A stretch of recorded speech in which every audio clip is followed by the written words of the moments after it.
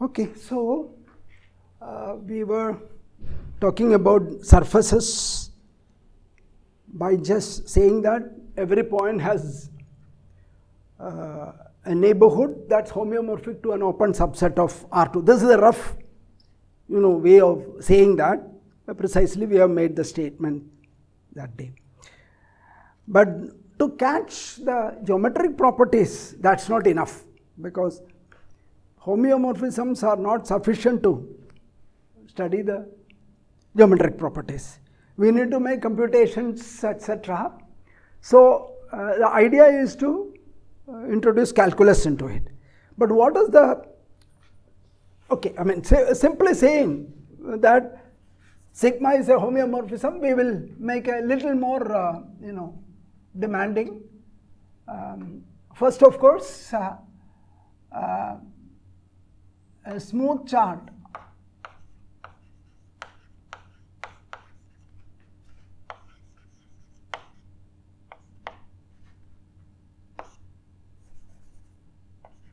is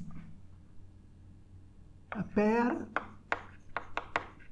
I didn't write it that day as pair, but you could just for, sometimes it's nice to have it, U phi, where U is an open subset of R2, U is an chart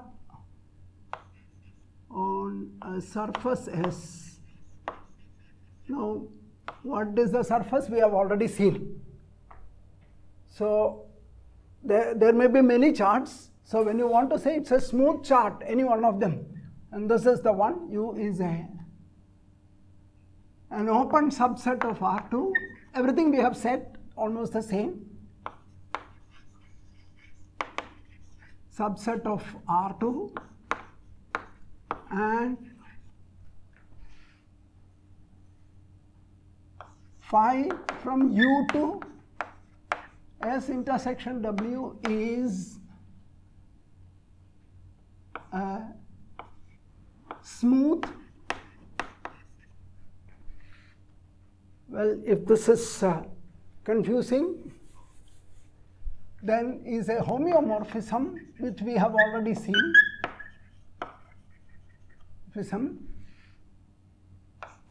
That is smooth. Now remember, this is an open subset of R2, and phi is a map from an open subset of R2 is in R3 is to R3. This is a subset of R3, and it's a homeomorphism. But in addition, maps from an open subset of a Euclidean space to another Euclidean space, you can discuss the differentiability. So we are assume it to be smooth. Again, let me make this word smooth a little clear. It may be just differentiable, or second, differentiable and derivative continuous. That's the minimum we always demand. Maybe sometimes twice differentiable, thrice differentiable. Every statement you make at the end of the proof, you realize what exactly the smoothness that you need minimum. So that's so instead of every time saying this is C1 then C2, that means twice differentiable with derivative continuous, C3 thrice differentiable with, we don't make that. So depending upon the context, you can understand what is the smoothness that you expect the functions should have. That's first thing, smooth. Then you say it's a smooth chart.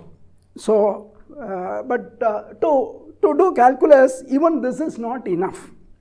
So I want I said this, but that's not very sufficient to do that. For that, I want to make a small mention. What is the calculus basically doing? This is something that you should understand why we demand this. One more condition. Calculus generally, if you have a map from an open subset of a Euclidean space to another Euclidean space, then suppose U is open, so F from U to some, this may be a subset of some Rn, and this is maybe a subset of to a map Rn. When you say that the function is nice or differentiable, What we say is that this function can be approximated at every point. This is your u and this is your R2, okay, R3, Rn, whatever. Okay, this is contained in Rn. When you say that it is nice, it is differentiable, what it says is that this function f can be approximated. Not only the function can be, its growth also can be. The rate of growth can be approximated by a linear map around this point. That means there is a linear map such that the behavior of f and behavior of that linear map around this point are same. This is very important to understand. So that means there is a linear map. Well, this point, if I denote this point by A, then there is a linear map from, if f is from this n dimension to m dimension, then this linear map is of course defined everywhere from Rn to Rm, though your function is defined only this. But then you look at only around this point. So what you say is that the function behavior, you take a plus h minus fa. So that is the movement, the function value moves like that. That is exactly the way, effect of t. That means just take t this. So, and in such a way that, so this becomes very small, for h is very small, and not only that, this actually, whatever this number, that if you write this as some value, it depends on h, epsilon h or something. So this difference goes to 0, but not enough. That's a very strong approximation, such that this divided by norm h. So that's too strong, because h is very small, so the denominator also becomes very small in spite of it. Epsilon, this ensures that this will go to 0. Epsilon is a function of h and not.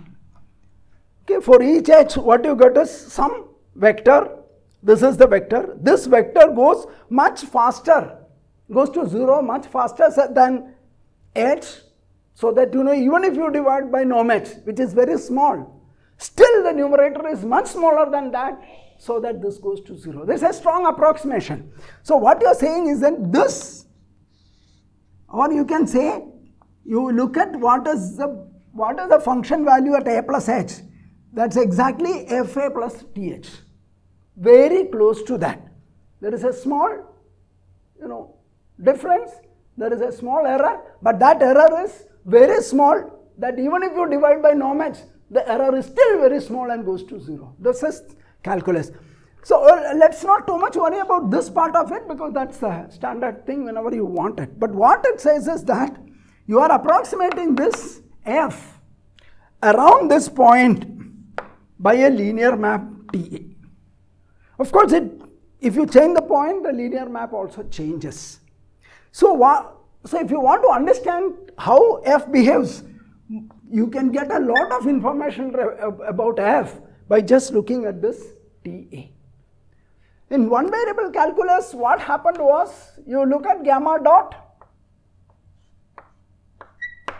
gamma at a point, say at some point t naught, this is the point, and look at the tangent vector, gamma dot. Gamma dot at t naught is some vector. So gamma dot at t naught is some vector. Then what it says is that the direction at which your gamma moves is exactly the direction at which you will have this gamma dot. So that's the information it catches. And in addition to that, it also gives a geometric object that approximates the curve, namely a line, this line. What is the line? Line is nothing but gamma dot into, gamma dot is a vector, multiply by all scalars, you get a line. There is a small correction that I should tell you. Whenever you look at this, that line is actually lying here. Because gamma dot is a vector, that will be lying here. but physically we keep it here. To understand that it is here, actually the vector is footed at origin. When you put linear structure, your vectors are all at the point at origin. But for our understanding, we push it parallelly to this to visualize here. So similarly, the tangent line also we draw here, but actually the line, namely this line, all scalar multiples of your gamma dot T naught. Gamma dot T naught is a vector, so it will be here, but we visualize it here and write that. But to do algebra, you have to come here. So that is why in the physical tangent and the algebraic tangent are not at the same place. The physical tangent, we want to push it here, but the algebraically the tangent vector is actually here. So if you draw a curve of circles, you take a circle and look at the tangent on top, it will be a line parallel to the x-axis, but actually it is the x-axis. The equation of the tangent, if you look at it, is the x-axis, but physically we push it to the tangent vector. But anyway, what I want to say is that the physical curve is also approximated by something obtained from the derivative. Okay, so this is the derivative is, what I am saying is the derivative is actually an approximation of the function. In addition, the derivative associates an object that approximates the original object, namely the curve, in one dimension. This happens in all the dimensions if you have the curve. So here again, so what is that object that you are going to get? You are going to get some, in this case, this is a map from U to some open subset of R3. Okay, so in order to get this curve, we ensured that it is not enough gamma is smooth, we also want this to be non-zero. If it were zero, curve looks exactly the same. But if the parameterization is slightly bad, we have seen examples where parameterization is bad, then this may become zero. Then in that case, you are not going to get a line. You cannot get a tangent line. You will just get a point, so you can't do anything. So that's about the first one-dimensional case. Here what we have is a two-dimension. So what we are looking at is, you have a surface like this. You want to approximate this surface by a physical object. Even if your phi is smooth, that may not be enough, because it may probably turn out to be a one-dimensional object that you are going to get. But your surface, you want to approximate it by a two-dimensional object. So that is obtained like what you did. There is one vector, take the scalar multiple, you get a line. And in this case, you are going to get two vectors. Your function will give two vectors. Take the linear combinations, you are going to get a plane. If you want to get a plane, then you need the two vectors to be linearly independent. That's exactly what we are going to do. And so I will add one more term for this. This is the general thing. One dimension is slightly, still not very revealing. But two-dimensional, if you understand two-dimension, then you can extend it to any dimension. That's where, you see the jump from the standard real analysis terminology to the linear algebra terminology comes. So let me erase this part. Let me write down this. So what we demand is U phi is called a regular chart. We will only use this. Though I wrote smooth separately, we don't just work with that. Just smoothness is not enough. Called a regular chart. If phi is of course smooth, and one more, and the derivative should be non-singular. Like non-zero is not enough. Non-zero can still give a one-dimensional object. So it has to be non-singular. So what does it mean? And you look at the derivative, this is R2, so you will have two variables u and v. So differentiate with respect to u and v, that's easy. There are three coordinate functions here, remember, and two variables. So partial derivatives are enough, Jacobian will come from there. So you look at phi u, that means this one. So if you write phi 1 as phi 1, phi 2, phi 3, then phi 1 u, phi 2 u, phi 3 u, if you like, can write phi 1 u. Computationally, that's what you should take. And so this set and phi v, which is phi 1 v, phi 2 v, phi 3 v. This set, so these are two, is linearly independent.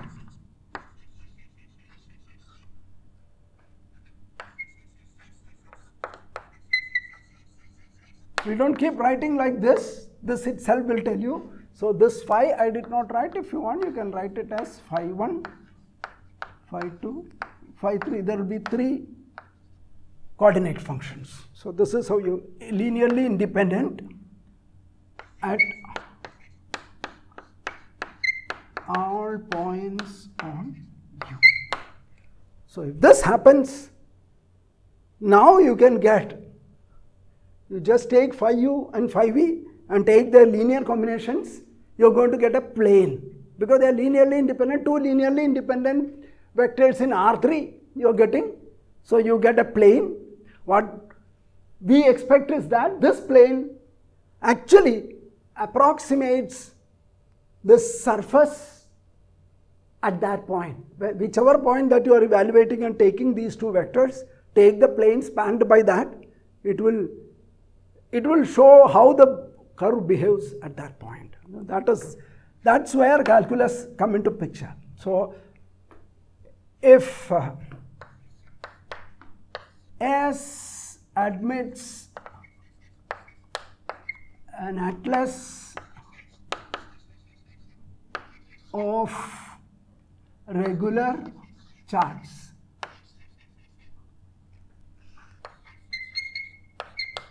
then S is called a regular surface.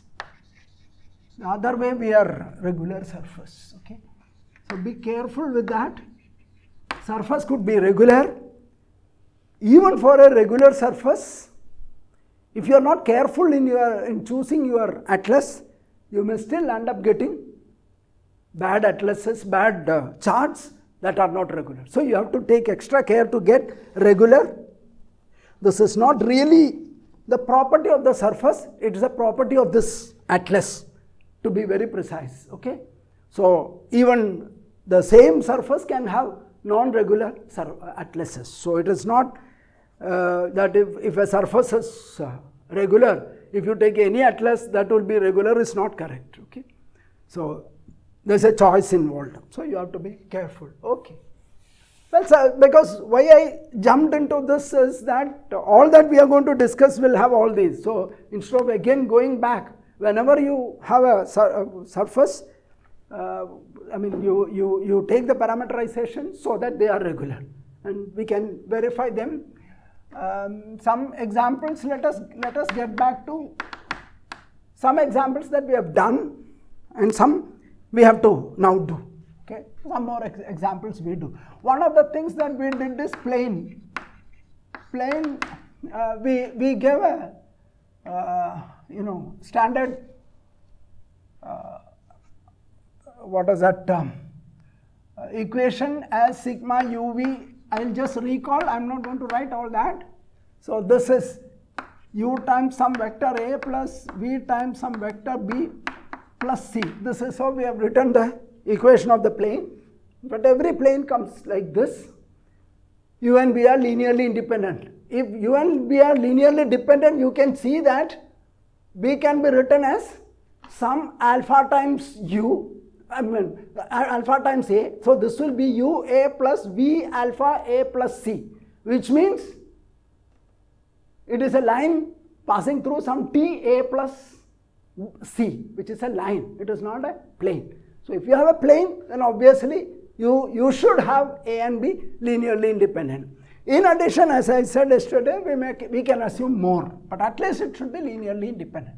Now your sigma U, we have seen last class, equal to this, and sigma V equal to B are linearly independent. So what we took that time was already a regular chart. Only one chart is required to cover the whole plane, so we have done it. And example 2 was a sphere, I suppose. Sphere, again let's look at the same notation, so I don't draw a picture again, I'll just look at. We had, I hope the notations are only thing, I'm not very sure. Maybe, yeah, right, sigma Z plus upper hemisphere U comma V. So we had this equation U V positive square root of 1 minus U square minus V square, of course defined on the unit, open unit disk. So this is, if you take this will U square plus V square plus square of this will cancel this, equal to 1. So it is on the sphere, and the third coordinate is positive by the notation itself by definition is the positive square root. So this is positive, so it's the upper hemisphere. Anyway, so let me just use this for simplicity, sigma UV. So what is sigma U?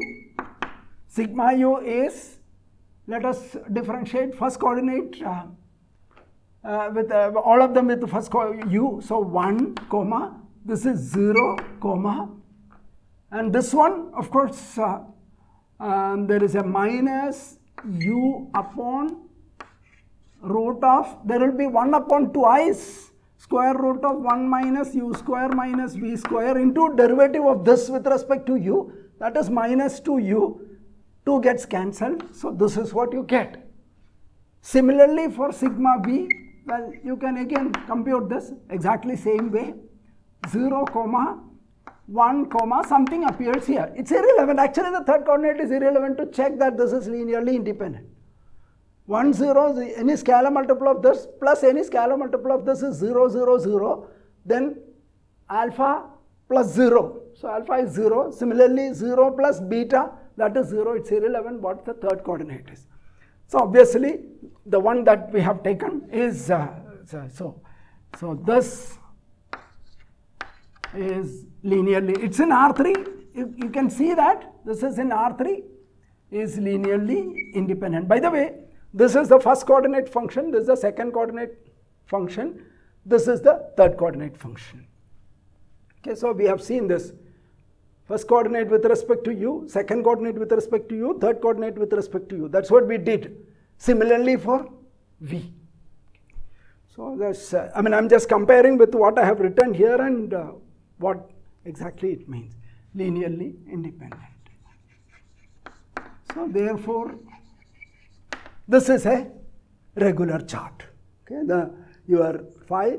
All others that we have defined, all of them will have the same kind of, there are two coordinates in which U, V appears. And there you get 1, 0 and 0, 1. So that makes all of them regular. So it's easy to check. Now let's look at some more examples. Some standard examples that you might have come across sometime or other in earlier geometric objects. Say very cylinder. Cylinder is, you must have seen, it's a pipe like, whichever way you want to look at it. So it will be, let's draw a small, so I'm using it vertical but not necessary, and couple of things. There are much general forms of cylinder. Many ways of cylinder can be straight, tilted, this way, all kinds of. So let us look at this. So that means we are in the xy plane. This is your xy plane and this is your z plane, z axis, okay. Fine. So what is, I mean, one could look at it many ways. You could see that there is a circle. The circle is vertically moved up and upward. Then the object that has been traced by that could be. There is another way of looking at it is you take a straight, line and then move that line. That also traces along the circle. So it is a circle cross, what should I say, R, real line. A vertical line cross a circle. Across the circle if you rotate, or a circle along the line you move upward from minus infinity to infinity, that also gives you geometrically that. So you could even say a circle. Circle is generally given S1, so cross R. So we can write what is a cylinder. I don't know what notation one should give. Well, I can give C, but there is no standard notation for that. This is actually the standard notation for cylinder. So what do you get?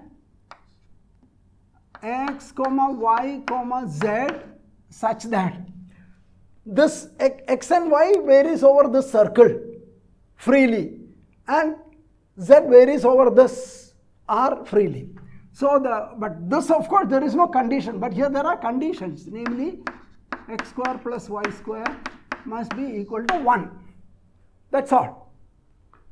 So that means fixing any Z, if you look at it, there is a circle here. Wherever you fix at height, you see a circle, unit circle with center as the origin and radius 1. Okay, so that is what you get it all through. For each Z, you get a circle with, of course, that if you take one cross section here, then the center will be 0, 0, Z, and the radius is still 1. So that's the one. Now let's look at how do we. You can see that this is a surface-like. At least that much is, you can easily observe. It looks like a two-dimensional object.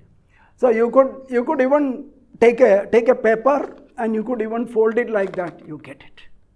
Okay. So from plane, or I want a parameterization. What I need is to fold the plane. Now do it in clever way, and there are many ways one can do. How do we do? That's the question. So I take a plain sheet and then fold it. Folding, you have to give that equation. Okay. So how do we do that? So how to get a circle? You get a line, and then circle parameterization you may remember.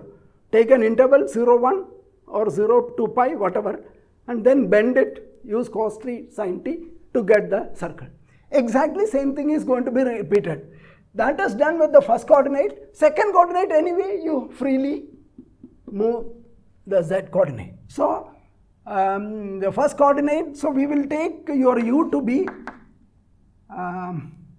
well, if you are willing to accept that kind of notation, then it's easy. I can also write the other way. So this will be, say, let us say minus pi, it must be a length, something good enough, cross r, that could be written as that u comma v, where v is freely moving. So 0 minus pi less than u less than pi, and this is in R2. This is indeed an open subset of R2. We can draw the line. Only thing is that, okay, this is vertically, horizontally coming. So this is your plane in which, no, vertical only, good, that's also good. Okay, vertically coming, yes. So you have minus pi, you have pi here. So now what we are taking is the region bounded by these two lines, minus pi and plus pi.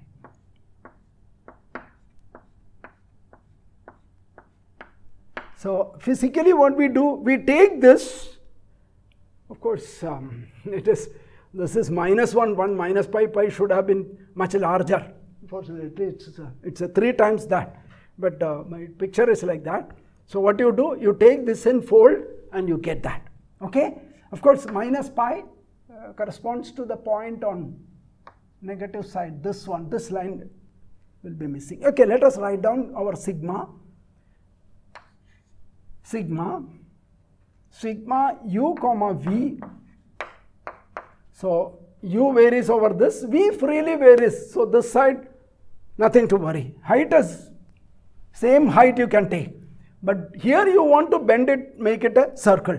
So what you do, you take cos u sin u and then v free. Now you can see that it's exactly elements of C, because this is cos u. So what is the condition? It would be of the form x comma y comma z, such that the only condition required is x square plus y square equal to 1. So cos square u plus sin square u, that's equal to 1. So it belongs to this, and of course these are the coordinate functions. It covers, almost everything except this is 1 onto everything you can check. Onto you will not get, I'm sorry. You will get everything except this line. This is the line corresponding to, so minus pi to pi we have done, but equal to pi, this line, that's missing. That will not be there because we have not taken u equal to pi. U equal to pi corresponds to the straight line, along this, which is this point where, which is going to be missing is 1 minus 1 comma. Maybe I have to be careful because we are taking this one, so it is this line, because x-axis is here, I'm sorry to say that, x-axis is here, so this is the one that is missing. When look at this, so it will be, this is 0, cos u is going to be minus 1, so that will be this line. So this line is missing, except that line, everything else is covered. Okay, so that is, there it is 1, 1 onto, the inverse also makes sense, so it is a homeomorphism, and added to it, let us check what are the, whether it is regular. So for regularity, sigma u, let us differentiate with respect to u, that will be minus sin u cosine u 0. This derivative with respect to u is 0. Sigma v, let us take, differentiating first with respect to u, this also with respect to u, that v with respect, with respect to v. So derivative of this with respect to these two, with respect to v is 0, this is 1, and it's certainly linearly independent. This is a vector of norm 1, and you can see that this can never be 0, and therefore they are linearly independent. So sigma is a chart, regular chart, but only thing it doesn't cover. So to take care of that part, which corresponds to u equal to minus 1, u equal to minus pi or u equal to pi, whichever it is, that's missing. So that line, which is this particular line is the first coordinate is minus 1, 0, z. So that line is missing. To get that line, you will get one more. So if you want, you can write this as sigma 1. And for sigma 2,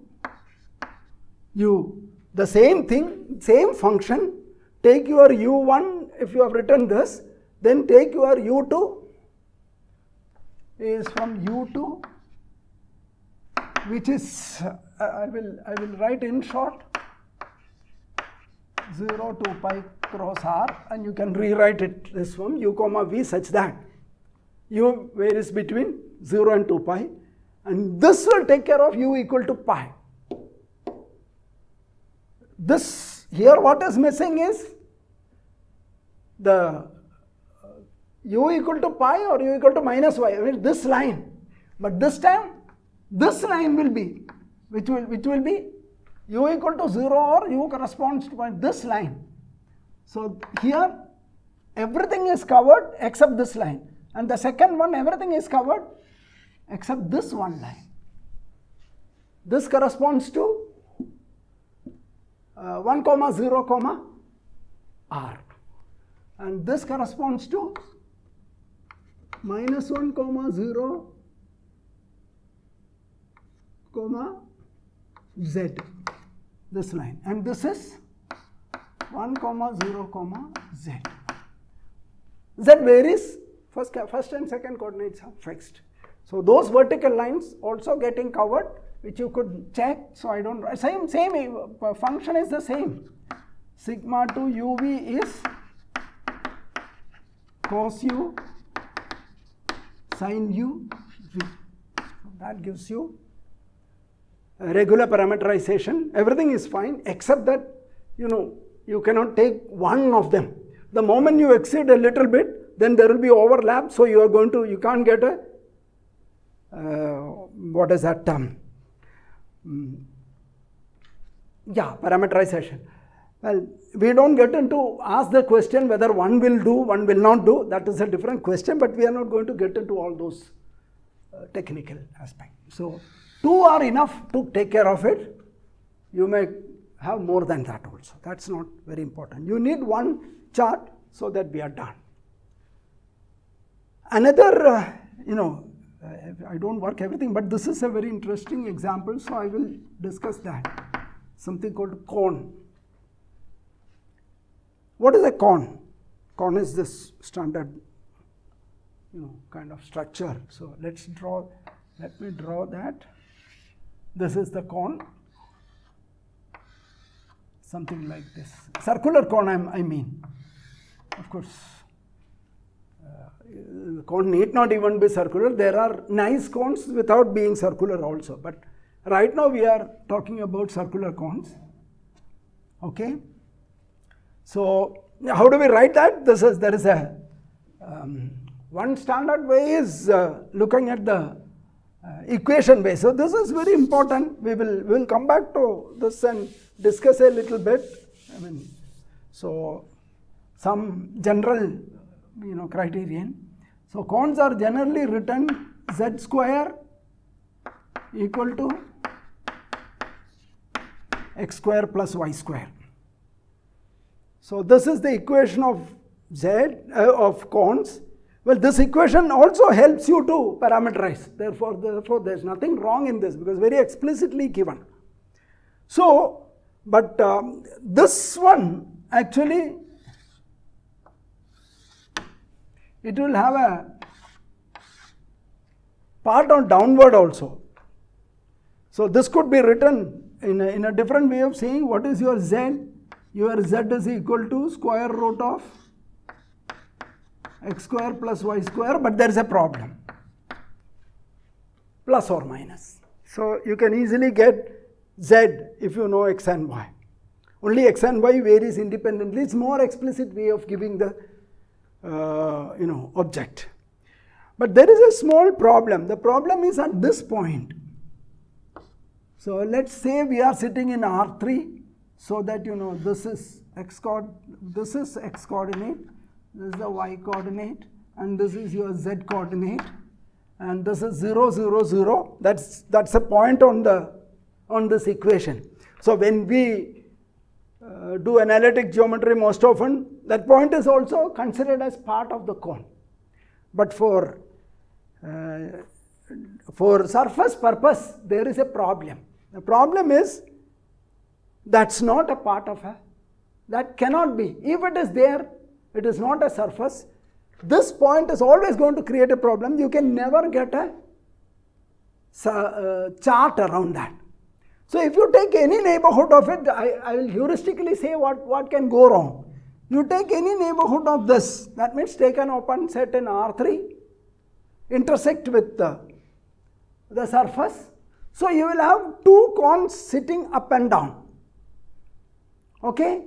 And you can never get there is no open set here and a sigma, so that homeomorphism you get. The reason is very simple, heuristic way, or not even heuristic, technically also it's correct, but then you have to be a little more careful.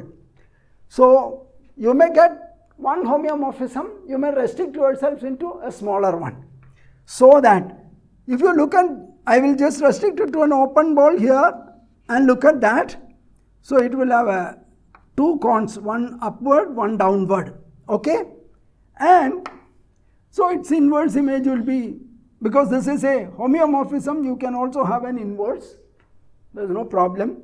So this will be some open set here, being a homeomorphism, and this is open. This will be an open set here. And this is connected, this is connected. But the beauty is, if you remove this origin from there, this will separate into two pieces. On the other hand, if you take the image of that here and remove, that will be still connected. But then the restriction, it should be homeomorphism.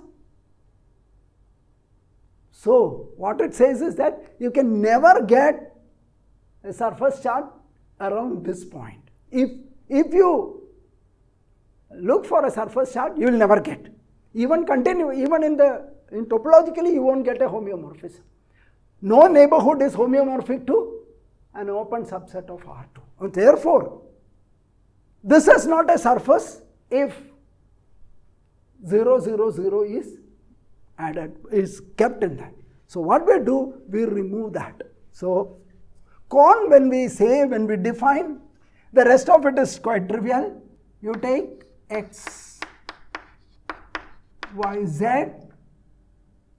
and first of course, yes, such that x square plus y square equal to z square, and x, y, z cannot be 0, 0, 0. So if you remove that point, then what left out will be, we'll have two parts, upper cone and the lower cone. And then parameterization, I can just tell you, what you do is, you look at the xy plane. From the xy plane itself, you just go up, you get this. Or you can say it's a cone, you open it up if you're coming back. If you're going, then the plane, the whole plane, you fold it, you lift it, then it becomes, of course, this is a physical feeling. Function is very easy to say. So given any point here, uv here, uv in this xy plane, what you do, you go up and it hits somewhere here, that is the image. So let me take u, your u is equal to the set of all uv in R2, such that, remember, this point cannot be in this, because then it doesn't work. So uv is not equal to 0, 0. And what is sigma? Sigma u comma v is, I'm talking about the upper cone. This is open because in R2, every singleton is closed. So if you remove one point, only one point is removed, the origin. So what is left out is an open set. So it's an open subset of R2. And you can say that it is, you take the upper half plane as your W, intersect with that, you get the whole cone. So there is no need to worry about W. And the map is very simple. You are going up, therefore x and y coordinates are unchanged. So that is left as it is. And this will be as you have seen, the third coordinate will be exactly this, root of u square plus v square. That's it. Now it's very easy to check. Again, sigma u will be 1 comma 0 comma something here. Don't worry what it is. Sigma v will be 0 comma 1 comma something here. So it is linearly independent. So this is a, in fact one chart is enough. For the lower side, if you want to study, then put a negative sign, you get the lower side. So that takes care of, there again, that's a regular chart.